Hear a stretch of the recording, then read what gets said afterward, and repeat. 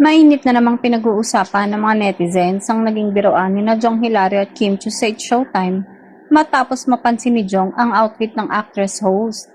Sa gitna ng mga usap-usapan at isyong ibinabato kay Kim nito mga nakarang araw, maraming manonood ang nagsabing tila sinakyan ni Jong ang sitwasyon sa magaan at nakakatawang paraan. Sa naturang eksena, pinansin ni Jong ang suot ni Kim at hindi ito nag-atubiling purihin sa harap ng audience.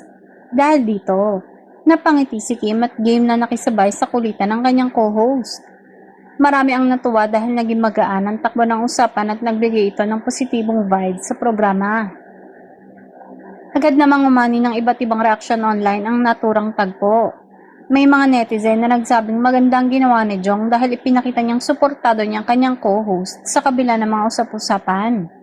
Para sa iba, nakatulong ang simpleng pagbibiro upang maibsan ang tensyon na dulot ng mga isyong kinakaharap ni Kim. Gayunpaman, wala namang direktang pahayag sina Jong at Kim na tumutukoy sa mga kumakalat na chismis. Nananatili lamang silang professional at mas piniling maghatid ng saya sa mga manonood, gaya ng nakasanayan nilang ginagawa sa programa. Sa huli, muling pinatunayan ni na Jong at Kim ang kanilang magandang samahan bilang magkatrabaho at magkaibigan.